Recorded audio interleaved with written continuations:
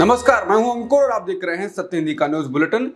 एक नजर अब तक की सुर्खियों पर। कांग्रेस अध्यक्ष मल्लिकार्जुन खड़गे ने कहा कि आप आज 2.5 घंटे तक गला घोंटा विलाप कर रहे थे, पर सच्चाई ये है कि आपकी सरकार ने 10 वर्षों में 140 करोड़ भारतीयों के अरमानों का गला घोंटा है। आज का आर्थिक सर्वेक्षण मोदी सरकार की नाकामियों पर चमचमाते हुए खोखले लिफाफे की तरह है। इसके साथ ही उन्होंने महंगाई, बेरोजगारी और चीन से पिछड़ते भारत की कलई खोली और फिर किसानों पर कहा कि किसानों की हालत खराब है।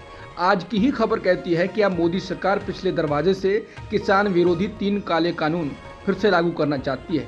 अन्नदाता किसानों की राष्ट्रीय औसत मासिक कृषि आय मात्र 5,298 है। आर्थिक सर्वेक्षण सफेद झूठ बोलकर दावा करता है कि गरीबी लगभग खत्म हो गई है। सच्चाई ये है कि देश में अमीरों और गरीबों के बीच अंतर 100 वर्षों में सबसे अधिक है। इकोनॉमिक सर्वे जमीनी सच्चाई से कोसों दूर है, ये देश का हर नागरिक जानता है। जेडीयू के नेता लगातार ये मांग कर रहे हैं कि बिहार को विशेष राज्य का दर्जा दिया जाए, लेकिन बिहार के सीएम नीतीश कुमार की पार्टी को आज फाइनल जवाब मिल गया। इस जवाब में कहा गया कि बिहार को स्पेशल स्टेटस का दर्जा नहीं मिल सकता। संसद में आज शुरू हुए बजट सत्र में जेडीयू के सांसद राम प्रतीक मंडल के सवाल के जवाब में पंकज चौधरी ने लिखित जवाब में कहा कि बिहार को विशेष राज्य का दर्जा नहीं मिल सकता है। वित्त राज्य मंत्री पंकज चौधरी ने केंद्र सरकार की तरफ से जवाब देते हुए कहा कि बिहार को विशेष राज्य का दर्जा देना संभव नहीं है। इसके साथ ही केंद्रीय राज्य मंत्री ने कहा कि स्पेशल स्टेटस के लिए जिन प्रावधानों को पूरा करना होता है वो बिहार में नहीं है। गौरतलब है कि बीते कुछ सालों से बिहार को स्पेशल स्टेटस का दर्जा देने की मांग लगातार उठती रही है। बिहार में एक बार फिर ये मांग जोर पकड़ रही है। केंद्र सरकार ने जवाब दे दिया है कि बिहार को विशेष राज्य का दर्जा नहीं दिया जाएगा। इसके बाद नीतीश कुमार का एक पुराना वीडियो वायरल हो रहा है, जिसमें नीतीश कुमार कहते हुए सुने जा सकते हैं कि एक एक जगह पर अभियान चलेगा, विशेष राज्य का दर्जा दो, विशेष राज्य का दर्जा दो। अगर बिहार के उत्थान करना चाहते हो, अगर नहीं चाहते हो तो फिर सिर्फ अपना प्रचार करना चाहते हो, यही कैंपेन चलेगा। जिसके बाद लोग सवाल पूछ रहे हैं कि अब क्या करेंगे नीतीश कुमार, आंदोलन या इस्तीफा। आरजेडी ने भी नीतीश कुमार का पुराना वीडियो ट्वीट किया है। इसके साथ ही लिखा है कि राजनीतिक पलटा पलटी में माहिर नीतीश कुमार को बिहार के लिए विशेष राज्य के दर्जे से कोई मतलब नहीं है। नीतीश कुमार और जदयू का उल्लू सीधा सत्ता से होता है और सत्ता के लिए उन्होंने बिहार के हित का सदैव ही सौदा किया है। अब अगर मोदी सरकार इन्हें विशेष पैकेज के नाम पर चवन्नी भी पकड़ा देती तो ये लोग उसे दिन रात विशेष सहायता अथवा विशेष पैकेज बताकर इसके लिए दिन रात अपनी पीठ ठोकेंगे और पांव छू छू कर महामानव का गुणगान करेंगे। केंद्र सरकार की ओर से बिहार को विशेष राज्य का दर्जा देने से मना करने पर सियासत गर्मा गई है। सरकार का फैसला जेडीयू के लिए बड़ा झटका माना जा रहा है, जो कि एनडीए का हिस्सा है। लोकसभा चुनाव के बाद से ही जेडीयू बिहार को विशेष राज्य का दर्जा देने की मांग कर रही थी। अब सरकार के फैसले पर आरजेडी नेता और राज्यसभा सांसद मनोज झा ने पलटवार किया है। आरजेडी सांसद ने कहा कि आप बिहार को मजदूर सप्लाई प्रदेश बनाकर रखना चाहते हैं। इससे पहले उन्होंने राज्यसभा में अपनी बात रखी थी। उन्होंने कहा कि बिहार को विशेष राज्य का दर्जा तो मिलना ही चाहिए, साथ में स्पेशल पैकेज भी मिलना चाहिए। इन दोनों के बीच में या शब्द का इस्तेमाल नहीं होना चाहिए। हमें दोनों चाहिए, संसद में मांगेंगे, सड़क पर मांगेंगे। बिहार के स्पेशल स्टेटस देने से मना करने के केंद्र सरकार के जवाब के बाद आरजेडी ने मुख्यमंत्री नीतीश कुमार पर निशाना साधा। आरजेडी ने कहा है कि नीतीश कुमार और आरजेडी विशेष राज्य के दर्जे पर ढोंग की राजनीति करते हैं। आरजेडी के अध्यक्ष लालू प्रसाद यादव ने मांग की है कि नीतीश कुमार तुरंत इस्तीफा दें। वहीं कांग्रेस ने ट्वीट कर कहा है कि मोदी और नीतीश ने बिहार को धोखा दिया है। कांवड़ यात्रा मार्ग के भोजनालयों या रेहड़ियों पर अब मालिकों का नाम लिखने की जरूरत नहीं होगी। सुप्रीम कोर्ट ने सोमवार को उत्तर प्रदेश और उत्तराखंड सरकार द्वारा कांवड़ यात्रा मार्ग के भोजनालयों को लेकर जारी निर्देशों पर रोक लगा दी। बता दें, यूपी और उत्तराखंड सरकार के इन निर्देशों में कहा गया था कि कांवड़ यात्रा मार्ग पर स्थित भोजनालयों को ऐसी दुकानों के बाहर मालिकों के नाम प्रदर्शित करने होंगे। जस्टिस ऋषिकेश रॉय और जस्टिस भट्टी की बेंच ने सरकार के आदेशों को चुनौती देने वाली याचिकाओं पर नोटिस जारी करते हुए अंतरिम आदेश पारित किया। पीठ ने हालांकि साफ किया कि भोजनालयों को परोसा जा रहा भोजन प्रदर्शित करना चाहिए। कांवड़ रूट पर भोजनालयों पर नेम प्लेट लगाने के मामले में सुनवाई करते हुए जस्टिस भट्टी ने अपना एक किस्सा सुनाया। उन्होंने कहा कि वो केरल में एक मुस्लिम द्वारा चलाए जा रहे रेस्तरां में अक्सर शाकाहारी भोजन के लिए जाते थे, क्योंकि वो अंतर्राष्ट्रीय मानकों की स्वच्छता बनाए रखते थे। उन्होंने कहा कि मेरा एक अपना अनुभव है, जब मैं केरल में था, मैं खुलकर नहीं बता सकता क्योंकि मैं इस अदालत का जज हूँ। शहर के नाम का खुलासा किए बना बताता हूँ। वहाँ एक हिंदू का एक शाकाहारी होटल था और वहाँ एक और शाकाहारी होटल है, वो एक मुस्लिम द्वारा संचालित होटल है। उस राज्य के न्यायाधीश के रूप में मैं शाकाहारी भोजन के लिए एक मुस्लिम द्वारा संचालित होटल में जाता था। वो अंतर्राष्ट्रीय सुरक्षा, सफाई और स्वच्छता के मानक बनाए रखते थे, इसलिए उस होटल में जाना मेरी पसंद थी। यूपी में कांवड़ यात्रा रूट पर दुकानदारों के नाम सार्वजनिक करने पर सुप्रीम कोर्ट ने अंतरिम रोक लगा दी। इसके बाद अखिलेश यादव ने कहा कि जिस समय उन्हें इस तरह के फैसले की जानकारी मिली थी, उसी समय उन्होंने कहा था कि सुप्रीम कोर्ट इसका संज्ञान ले और इस कार्रवाई को रोके। सांप्रदायिक राजनीति का दिया फड़फड़ा रहा है और इस वजह से ये इस तरह के फैसले ले रहे हैं। सांप्रदायिक राजनीति खत्म होने जा रही है और इसका दुख बीजेपी को है। ये बड़ा संवेदनशील मुद्दा है और उत्तर प्रदेश में काफी समय से देख रहे हैं कि अधिकारी किस तरह से राजनीतिक दलों का काम कर रहे हैं। असम के मुख्यमंत्री हेमंत बिस्वा शर्मा ने कहा कि कांग्रेस पार्टी का मानना है कि मुस्लिम मालिक का नाम दिखाने से रेस्टोरों में हिंदू ग्राहक नहीं आते, लेकिन नाम छुपाना कोई समाधान नहीं। हमें खुद से पूछने की जरूरत है कि ये झिझक क्यों मौजूद है और अंतर्निहित कारणों का समाधान करना चाहिए। इस पर जवाब देते हुए कांग्रेस नेता पवन खेड़ा ने कहा, क्योंकि ये विभाजनकारी ट्रेंड सिर्फ मुसलमानों तक नहीं रुकेगा, ये अल्पसंख्यकों, दलितों, आदिवासियों, ओबीसी तक पर जाएगा। उन्होंने कहा कि आप आरएसएस इकोसिस्टम में नए आए हैं, आपको ये समझने में समय लगेगा कि वो कैसे सोचते हैं। साथ ही अस्पृश्यता असंवैधानिक है। क्या आपको याद है भारत का संविधान है? केंद्र सरकार ने आरएसएस को लेकर एक बड़ा फैसला किया है। सरकार ने आरएसएस के कार्यक्रमों में सरकारी कर्मचारियों के शामिल होने पर लगी रोक को हटा दिया है। अब सरकारी कर्मचारी भी संघ के कार्यक्रमों में शामिल हो सकेंगे। 1966 में तत्कालीन कांग्रेस की सरकार ने ये बैन लगाया था। अब 58 साल बाद इसे रद्द कर दिया गया है। 9 जुलाई 2024 को सरकार की तरफ से जारी किए गए आदेश में कहा गया कि आरएसएस की गतिविधियों में सरकारी कर्मचारियों के हिस्सा लेने के संबंध में ये आदेश जारी किया जा रहा है।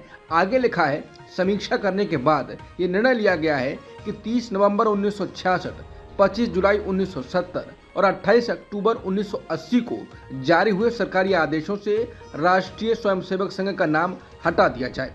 BJP IT cell head Amit Malviya ने भी इस फैसले की जानकारी दी है। आरएसएस के अखिल भारतीय प्रचारक प्रमुख सुनील अम्बेडकर ने आरएसएस के कार्यक्रमों में सरकारी कर्मचारियों के शामिल होने पर लगा बैन हटाने पर रिएक्ट किया है। उन्होंने कहा है कि आरएसएस पिछले 99 वर्षों से लगातार राष्ट्र के पुनर्निर्माण और समाज की सेवा में लगा हुआ है। उस वक्त की सरकार ने अपने राजनीतिक स्वार्थों के कारण अन्यायपूर्वक सरकारी कर्मचारियों को आरएसएस जैसे रचनात्मक संगठन की गतिविधियों में भाग लेने से प्रतिबंधित कर दिया था। सरकार का हालिया निर्णय उचित है और भारत की लोकतांत्रिक व्यवस्था को मजबूत करेगा। आरएसएस और इसके प्रमुख मोहन भागवत द्वारा संकेतों में पीएम मोदी पर और सरकार पर सवाल खड़े किए जाने के बीच अब मोदी सरकार ने आरएसएस को बड़ा तोहफा दिया है। मोदी सरकार ने आरएसएस की गतिविधियों में सरकारी कर्मचारियों के शामिल होने पर दशकों पहले लगे बैन को हटा दिया है। सरकार के इस फैसले से राजनीतिक तूफान खड़ा हो गया है। विपक्षी दलों ने सरकार के इस फैसले पर कड़ी आपत्ति जताई है। सरकार से आदेश को वापस लेने की मांग करते हुए बीएसपी प्रमुख मायावती ने कहा कि केंद्र का फैसला राजनीति से प्रेरित है और इसका उद्देश्य आरएसएस को खुश करना है ताकि लोकसभा चुनावों के बाद सरकारी नीतियों और उनके अहंकारी रवैये को लेकर दोनों के बीच कड़वाहट को कम किया जा सके। उन्होंने कहा यह आदेश राष्ट्रीय हित के विरोध में है। केंद्र की मोदी सरकार के इस फैसले का कांग्रेस ने विरोध किया है। कांग्रेस महासचिव जयराम रमेश ने कहा कि फरवरी 1948 में गांधी जी की हत्या के बाद सरदार पटेल ने आरएसएस पर प्रतिबंध लगा दिया था। इसके बाद अच्छे आचरण के आश्वासन पर प्रतिबंध को हटाया गया। इसके बाद भी आरएसएस ने नागपुर में कभी तिरंगा नहीं फहराया। 1966 में आरएसएस की गतिविधियों में भाग लेने वाले सरकारी कर्मचारियों पर प्रतिबंध लगाया गया था और ये सही निर्णय भी था। उन्होंने आगे लिखा कि 4 जून 2024 के बाद प्रधानमंत्री और आरएसएस के बीच संबंधों में कड़वाहट आई है। 9 जुलाई 2024 को 58 साल का प्रतिबंध हटा दिया गया, जो अटल बिहारी वाजपेयी के प्रधानमंत्री कार्यकाल के दौरान भी लागू था। मेरा मानना है कि नौकरशाही भी अब निक्कर में जा सकती है। विवादों से घिरी नीट यूजी परीक्षा से संबंधित याचिकाओं पर सोमवार को सुप्रीम कोर्ट में अहम सुनवाई हुई। कोर्ट ने आईआईटी दिल्ली के निदेशक को नीट यूजी 2024 के लिए 3 विशेषज्ञों की टीम गठित करने और सही उत्तरों पर रिपोर्ट सौंपने को कहा। सुप्रीम कोर्ट ने आईआईटी दिल्ली के विशेषज्ञों से मंगलवार दोपहर 12 बजे तक एक प्रश्न विशेष के सही उत्तर पर राय देने को कहा। कोर्ट ने इस दलील पर गौर किया कि एक प्रश्न के 2 सही उत्तर थे और एक सही विकल्प के लिए अंक दिए गए थे। एमएसपी समेत अन्य मुद्दों को लेकर अपनी मांग पर अड़े किसान फिर से दिल्ली कूच करने के प्रयास में हैं। किसान नेता सरवन सिंह पंडेर ने कहा कि एमएसपी लीगल कानून बनाने के लिए अब फिर से मार्च शुरू किया जाएगा और 15 अगस्त को पूरे देश में ट्रैक्टर मार्च निकाला जाएगा। फिलहाल शंभू बॉर्डर और खनौनी बॉर्डर बंद है। जब भी ये बॉर्डर खुलेंगे किसान दिल्ली की तरफ कूच जरूर करेंगे। देश में पेपर लीक पर आंदोलन हो रहा है, प्रदर्शन हो रहे हैं, लेकिन शिक्षा मंत्री ने आज संसद में ऐसा बयान दिया कि छात्र बिलबिला जाएंगे। दरअसल कांग्रेस नेता मणिकम टैगोर ने लोकसभा में कहा कि पिछले 7 सालों में 70 पेपर लीक के मामले सामने आए, जिस पर शिक्षा मंत्री धर्मेंद्र प्रधान ने कहा कि पिछले 7 सालों में पेपर लीक का कोई सबूत नहीं मिला है। ये नीट पेपर मामला सुप्रीम कोर्ट में चल रहा है। मैं पूरी जिम्मेदारी के साथ कह सकता हूं कि एनटीए के बाद 240 से अधिक परीक्षाएं सफलतापूर्वक आयोजित की गई हैं। संसद का बजट सत्र आज से शुरू हो गया है और इस दौरान नीट परीक्षा में कथित गड़बड़ी को लेकर हंगामा हुआ। विपक्ष लगातार नीट परीक्षा में कथित धांधली को मुद्दा बना रहा है।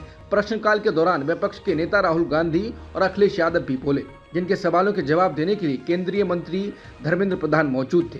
कांग्रेस नेता राहुल गांधी ने नीट परीक्षा में कथित धांधली पर कहा कि लाखों बच्चों के भविष्य के साथ खिलवाड़ हुआ है और भारत की परीक्षा व्यवस्था में गड़बड़ी है। उन्होंने कहा कि न सिर्फ नीट बल्कि सभी बड़ी परीक्षाओं में बेहद गंभीर समस्याएं हैं। राहुल गांधी ने धर्मेंद्र प्रधान पर निशाना साधते हुए कहा कि उन्होंने खुद को दोषी ठहराने की जगह हर किसी को दोषी ठहरा दिया है। उन्होंने कहा कि उन्हें तो ये भी लगता है कि यहाँ जो कुछ हो रहा है उसके मूल तत्वों को शिक्षा मंत्री भी समझते हैं या नहीं। राहुल गांधी ने कहा ये लाखों बच्चों के भविष्य का सवाल है और पैसे के बल पर परीक्षा का सौदा संभव है। इस पर धर्मेंद्र प्रधान ने प्रतिक्रिया देते हुए राहुल गांधी के बयान को दुर्भाग्यपूर्ण बताया और कहा कि पूरी परीक्षा व्यवस्था पर सवाल उठाना गलत है। लोकसभा में समाजवादी पार्टी के मुखिया और कन्नौज से सांसद अखिलेश यादव ने शिक्षा मंत्री धर्मेंद्र प्रधान से कई तीखे सवाल पूछे और कहा ये सरकार किसी और चीज का रिकॉर्ड बनाए ना बनाए, पेपर लीक का रिकॉर्ड जरूर बनाएगी। अखिलेश यादव ने कहा कि मुझे इसके बैकग्राउंड में नहीं जाना कि कब कैसे किस संस्था को बनाया गया है। पूरे देश के छात्र इस पर आंदोलित थे। लगातार अखबार और सीबीआई के जांच के बाद चीजें सामने आ रही हैं, लोग पकड़े जा रहे हैं, जेल भेजे जा रहे हैं। इसके बाद धर्मेंद्र प्रधान पर हमला बोलते हुए अखिलेश यादव ने कहा ये मंत्री जी जब तक रहेंगे तब तक बच्चों को न्याय नहीं मिलेगा। महाराष्ट्र में कुछ ही महीनों में विधानसभा चुनाव होने हैं और इससे पहले एक बार फिर मराठा आरक्षण का मुद्दा गर्म हो गया है। मराठा आरक्षण की मांग को लेकर आंदोलन कर चुके सामाजिक कार्यकर्ता मनोज जारंगे ने राज्य में सत्ताधारी गठबंधन से पूछा कि आखिर मराठा आरक्षण के मुद्दे पर उसका क्या रुख है। उन्होंने कहा कि मराठा कोटा पर विपक्षी दलों से उनका रुख क्यों पूछा जाता है। बीजेपी को स्पष्ट करना चाहिए कि मराठों को आरक्षण मिलने जा रहा है या नहीं। उन्होंने राज्य सरकार पर मराठा समुदाय की चिंताओं पर विचार किए बिना वोट बैंक के तौर पर इस्तेमाल करने का आरोप लगाया। मध्य प्रदेश की मोहन यादव सरकार में बीती 8 जुलाई को कांग्रेस से आए पूर्व विधायक रामनिवास रावत को शामिल किया गया था। करीब 13 दिनों के बाद रावत को विभाग दिया गया। विभागों के नए सिरे से बंटवारा करते हुए मुख्यमंत्री ने रावत को वन पर्यावरण विभाग का दायित्व सौंपा है। रावत को मंत्री बनाए जाने के पूर्व तक ये महकमा झाबुआ जिले की अलीराजपुर के विधायक नागर सिंह चौहान के पास था। विभागों में रद्दोबदल करते हुए मुख्यमंत्री ने उन्हें कम महत्व वाला अनुसूचित जाति कल्याण विभाग सौंप दिया। विभाग बदलने से चौहान बेहद खफा हैं। नागर सिंह की नाराजगी सोमवार को खुलकर सामने आ गई। उन्होंने मीडिया के सामने कहा कि मैं इस्तीफा दे दूंगा क्योंकि मैं मंत्री रहते हुए आदिवासी हितों की रक्षा नहीं कर पा रहा। हालांकि इसके तुरंत बाद उन्होंने सभी मीडिया कर्मियों को रोक लिया और बाइट सार्वजनिक करने से मना कर दिया। बाद में उन्होंने कहा कि अभी इस्तीफे का मामला होल्ड पर है। वो पहले भोपाल में पार्टी के वरिष्ठ नेताओं से मुलाकात करेंगे, उनकी बात नहीं सुनी जाती है तो इस्तीफा दे सकते हैं। प्रधानमंत्री मोदी ने बजट सत्र शुरू होने से पहले संसद के बाहर कहा कि पिछले संसद सत्र के दौरान विपक्ष ने उनकी आवाज को दबाने की कोशिश की। पीएम मोदी ने कहा कि 2.5 घंटे तक देश के प्रधानमंत्री का गला घोंटने का, उनकी आवाज को रोकने और दबाने का लोकतांत्रिक परंपराओं में कोई स्थान नहीं हो सकता। पीएम ने विपक्ष पर इशारा करते हुए कहा कि इसका उन लोगों को कोई पश्चाताप तक नहीं है और न ही दिल में दर्द है। इसके आगे पीएम मोदी ने कहा कि वो आग्रह पूर्वक कहते हैं कि देश की जनता ने उन्हें देश के लिए भेजा है, न किसी दल के लिए भेजा है। उन्होंने कहा कि सदन दल के लिए नहीं बल्कि सदन देश के लिए है। पीएम मोदी ने कहा कि पिछले सत्र में विपक्षी दलों ने कोशिश की कि मैं संसद में बोल ना सकूं। लोकतंत्र में ऐसी रणनीति का कोई स्थान नहीं है। पीएम ने कुछ दलों की नकारात्मक राजनीति की आलोचना करते हुए कहा कि उन्होंने संसद के समय का उपयोग अपनी विफलताओं को छिपाने के लिए किया। इस पर पत्रकार रणविजय ने कहा है कि नरेंद्र मोदी को इतना कमजोर कभी नहीं देखा। वरिष्ठ पत्रकार मृणाल पांडे ने लिखा है कि मेरा वज्र कठोर हृदय द्रवित हो रहा है संतों। लखीमपुर खीरी में हिंसा के मामले में जेल में बंद पूर्व केंद्रीय मंत्री अजय मिश्रा टेनी के बेटे आशीष मिश्रा को जमानत दे दी गई है। हालांकि सुप्रीम कोर्ट ने ट्रायल कोर्ट को लखीमपुर खीरी हिंसा मामले में सुनवाई तेज करने और टाइम फिक्स करने तक का निर्देश दिया। अमेरिकी राष्ट्रपति जो बाइडेन ने दोबारा चुनाव लड़ने से पैर पीछे खींच लिए हैं और उत्तराधिकारी के रूप में उपराष्ट्रपति और भारतीय अमेरिकी नेता कमला हैरिस को चुना है, जिसके बाद कई डेमोक्रेट्स ने उपराष्ट्रपति कमला हैरिस को ट्रंप के खिलाफ पार्टी के राष्ट्रपति पद के उम्मीदवार के रूप में लड़ने का समर्थन किया। लेकिन पूर्व प्रतिनिधि सभा अध्यक्ष नैन्सी पेलोसी सहित पार्टी के कुछ शक्तिशाली नेता चुप रहे हैं। डेमोक्रेटिक पार्टी के अंदर इस बात को लेकर काफी संदेह है कि क्या हैरिस ट्रंप को हरा सकते हैं। कुछ डेमोक्रेट्स ने सुझाव दिया है कि पार्टी को अगस्त में होने वाले सम्मेलन से पहले एक मिनी प्राइमरी आयोजित करनी चाहिए। सूर्य कुमार यादव को हाल ही में टीम इंडिया का नया T20 कप्तान बनाया गया है। सूर्या को श्रीलंका सीरीज के लिए कप्तानी का जिम्मा मिला है। हार्दिक पांड्या को भी इस टीम में जगह मिली है, लेकिन उन्हें उप कप्तानी की भी जिम्मेदारी नहीं दी गई है। अब खुद चीफ सिलेक्टर अजित अगरकर ने इसके पीछे का कारण बताया है। अजित अगरकर ने और टीम इंडिया के नए हेड कोच गौतम गंभीर ने पहली बार साथ में प्रेस कॉन्फ्रेंस की। इस दौरान सूर्या को कप्तान बनाए जाने को लेकर कहा कि सूर्य कुमार यादव को कप्तान बनाया गया क्योंकि वो इसके लिए एक योग्य कैंडिडेट हैं। वो T20 के सर्वश्रेष्ठ बल्लेबाजों में से एक हैं। आप ऐसा कप्तान चाहते हैं जो सभी मैच खेले। इस वजह से सूर्या को ये जिम्मेदारी दी गई है। विराट कोहली और रोहित शर्मा ने T20 के वर्ल्ड कप जीतने के बाद इस फॉर्मेट को अलविदा कहा था। यहाँ से लगातार इस बात को लेकर चर्चा होने लगी कि दोनों प्लेयर्स वनडे या टेस्ट टीम के साथ कब तक रहेंगे। इस सवाल का जवाब खुद इंडियन हेड कोच गौतम गंभीर ने दिया है। हेड कोच ने कहा कि दोनों प्लेयर्स ने दिखाया है कि वो बड़े मंच और बड़े टूर्नामेंट्स में क्या कर सकते हैं, चाहे वो T20 विश्व कप हो या फिर वनडे विश्व कप। मैं निश्चित रूप से कह सकता हूं कि दोनों में बहुत क्रिकेट बाकी है। अभी चैंपियंस ट्रॉफी और ऑस्ट्रेलिया का बड़ा दौरा होना है और ये दोनों निश्चित रूप से वहां अच्छा प्रदर्शन करने को उत्साहित होंगे। अगर उनकी फिटनेस बरकरार रहती है तो वो 2027 वनडे विश्व कप का भी हिस्सा हो सकते हैं। अब तक की सुर्खियों में इतना ही। बाकी खबरों के लिए बने रहिए सत्यहिंदी.com के साथ।